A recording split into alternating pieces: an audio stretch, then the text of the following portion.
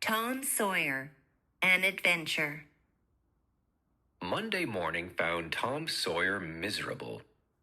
Monday morning always found him so because it began another week's slow suffering in school. As Tom made his way to school after breakfast, he came upon the juvenile pariah of the village, Huckleberry Finn, son of the town drunkard. Tom hailed the romantic outcast. Hi there. What's that you got? Dead cat. My, he's pretty stiff. Say, what is dead cats good for, Huck? Good for cure warts with. Why, you take your cat and get in the graveyard long about midnight, where somebody that was wicked has been buried. Then you heave your cat after 'em and say, devil follow corpse, cat follow devil, warts follow cat. I'm done with ya. That'll fetch any wart. Sounds right. When you going to try the cat? Tonight, or at old Cos William's grave. Let me go with you. Of course, if you ain't afeard. The boys met that night at the cemetery. It was a graveyard of the old-fashioned Western kind. The boys talked little and soon found the sharp new heap they were seeking. They planted themselves within the protection of 3 great elms that grew in a bunch within a few feet of the grave. The hooting of a distant owl troubled the dead stillness. Some vague figures approached through the gloom. 3 men had reached the grave and stood within a few feet of the boys' hiding place. "Hurry, men," Dr. Robinson urged in a low voice. Injun Joe and Muff Potter began digging. Finally, a spade struck upon the coffin with a dull, woody accent. Potter, though quite drunk, managed to pry the lid off with his knife. They got out the body and dumped it rudely on the ground. "Careful, you no good half-breed," spat the doctor. Injun Joe spun on him, threatening the doctor with his fist. The doctor struck out suddenly. Potter dropped his knife and exclaimed, "Here now, don't you hit my pod." And the next moment he began to grapple with the doctor.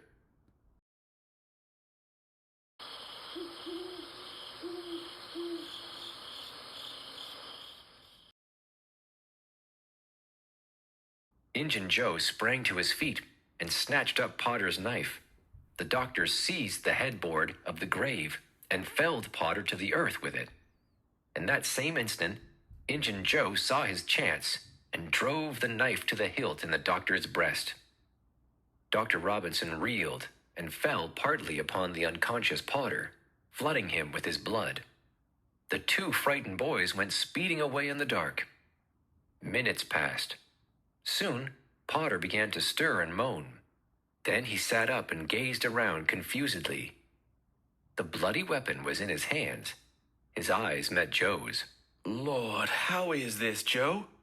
I drank too much tonight. I can't remember what happened," he said. "While you 2 was scuffling, you snatched the knife and jammed it into the doctor, just as he fetched you an awful clip. And here you've laid, as dead as a wedge till now."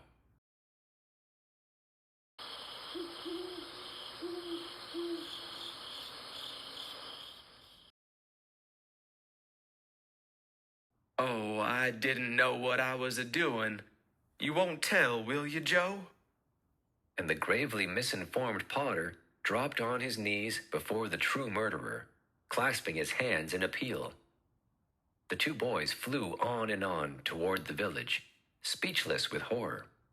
They glanced backward over their shoulders, as if they feared they might be followed.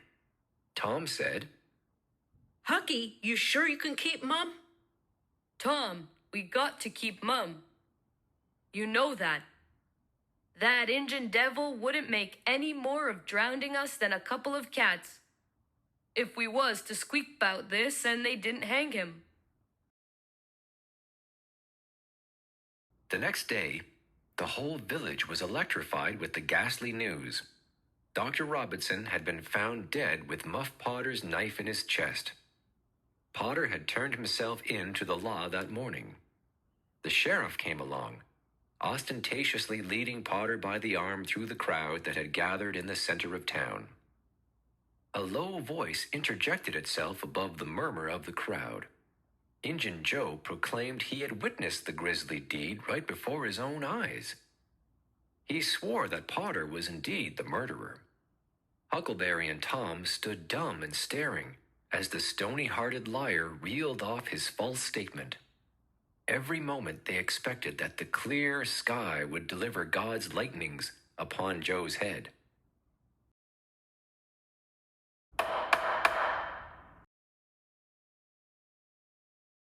In subsequent days, Tom's guilt overwhelmed him.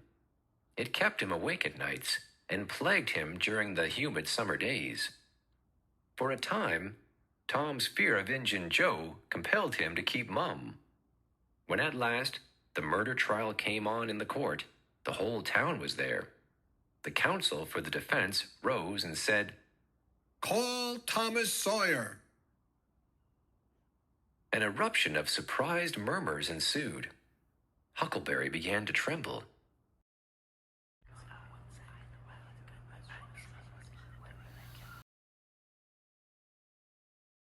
Tom began his tale, hesitatingly at first, but as he warmed to the subject, his words flowed more and more easily. As the story reached its climax, the boy said, And as the doctor fetched the board around and Muff Potter fell, Injun Joe jumped with the knife and...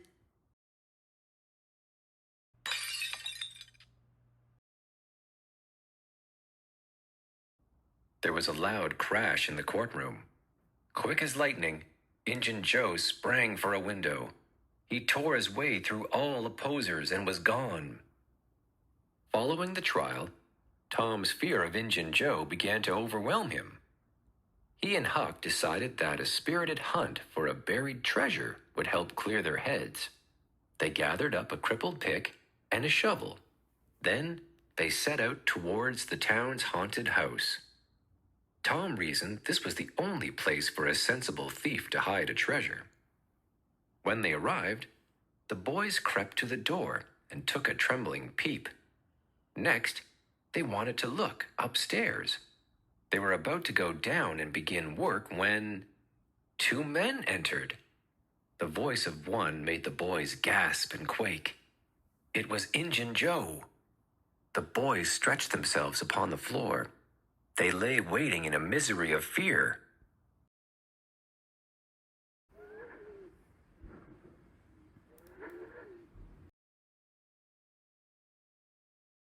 Joe said, "We'll do that dangerous job, then go for Texas.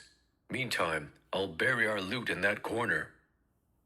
Digging with his knife, Joe struck upon something unexpected. "Man, it's money." The 2 men examined a handful of the coins from this newly excavated box. They were gold. The boys above were as excited as themselves and as delighted. Now you won't need to do that job, said the second man. "Nah, that job's not about money. It's about revenge. Now, let's move this pile to my den." You mean number 1? No, number 2. Shortly afterward, the men slipped out of the house. Tom and Huck rose up, weak but vastly relieved. Then, a ghastly thought occurred to Tom. Revenge? What if he means us, Huck? The adventure of the day mightily tormented Tom's dreams that night. Tom sought out Huck first chance he got the next day. Together, they reasoned that number 2 was probably a room in a tavern, and so they went along to inquire. The tavern keeper's young son told them that number 2 was kept locked all the time. He never saw anybody go into it or come out of it except at night. Tom and Huck eagerly devised a scheme. Thursday night, Tom and Huck were ready for their adventure. They crept in the gloom toward the tavern. Huck stood sentry. Tom cautiously felt his way into the alley. Suddenly, Tom came tearing by him. Run for your life! The boys never stopped till they reached the lower end of the village. As soon as Tom got his breath, he said, Huck, I almost stepped onto Injun Joe's hand. He was lying there, drunk and sound asleep on the floor. Say, Tom, did you see the box?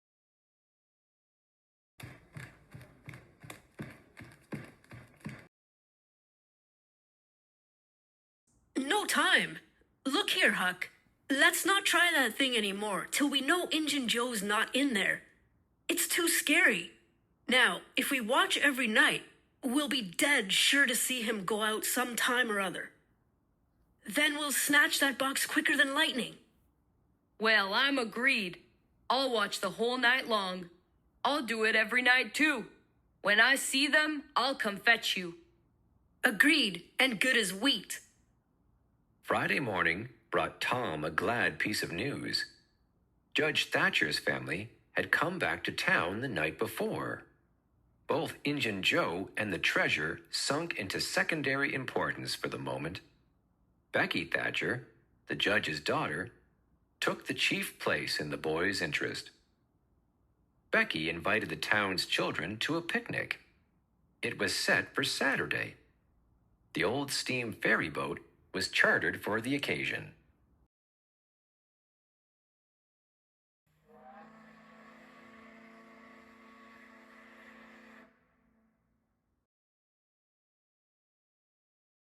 Three miles below town, the ferry boat stopped at the mouth of a woody hollow and tied up. After the feast, the children determined that it was time to explore McDougal's cave. By and by, one group after another came straggling back to the mouth of the cave in time to meet the onset of dusk. Tired and content, the group crowded back onto the ferry for the ride home.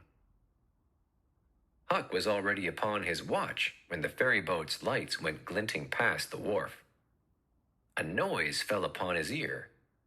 The alley door closed softly. Two men brushed by him. One had something under his arm. It must be that box.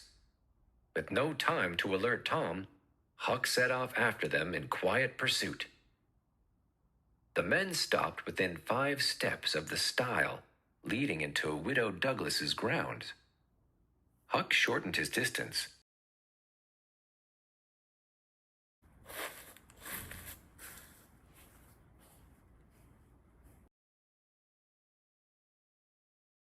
Now there was a voice, a very low voice.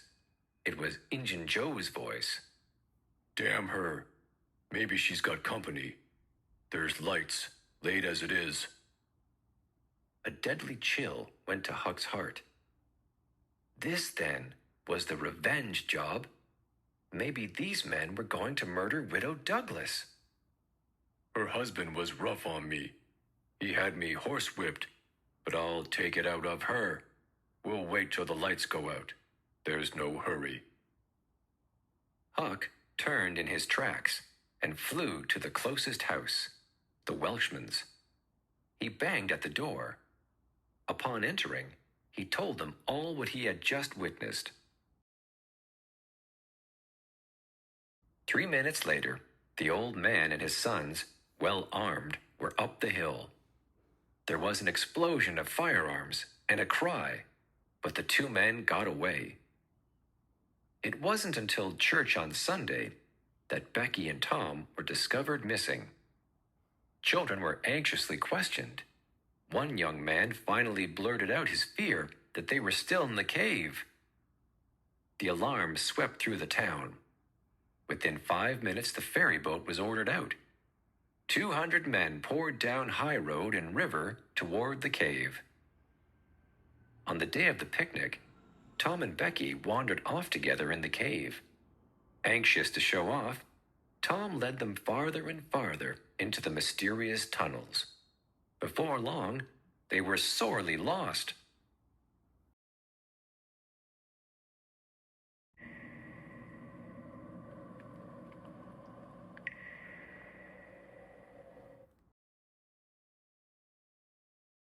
The children settled to rest by a natural spring.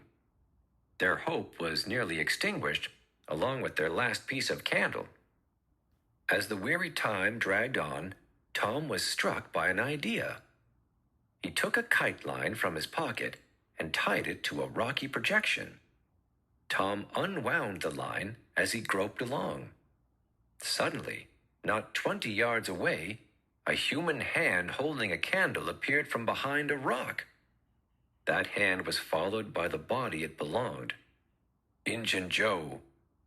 Tom was paralyzed with fear. He could not move for a long moment. Then he quietly crept back to Becky. A long while later, Tom's hunger overcame his fear. He needed to find a way out. Using the kite string, Tom carefully explored the dark maze of tunnels.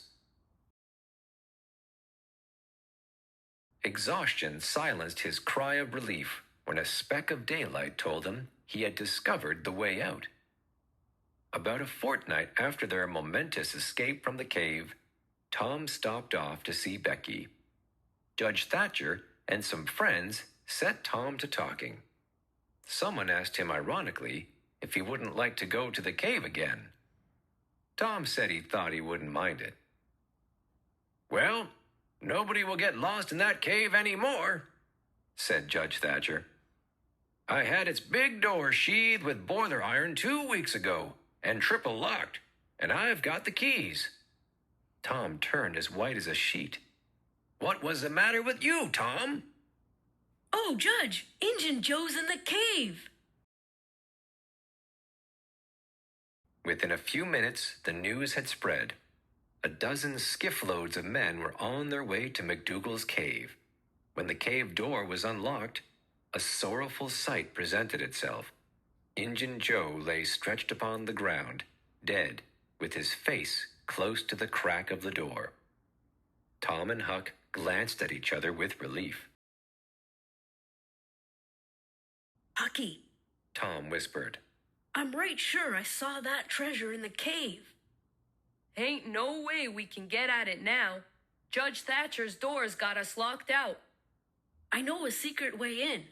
The one where Becky and I came out. Nothing to be afeard of if we come prepared. With the murderer dead, the boys no longer had anything to fear. They eagerly returned their attentions to their previous venture, the search for the buried treasure.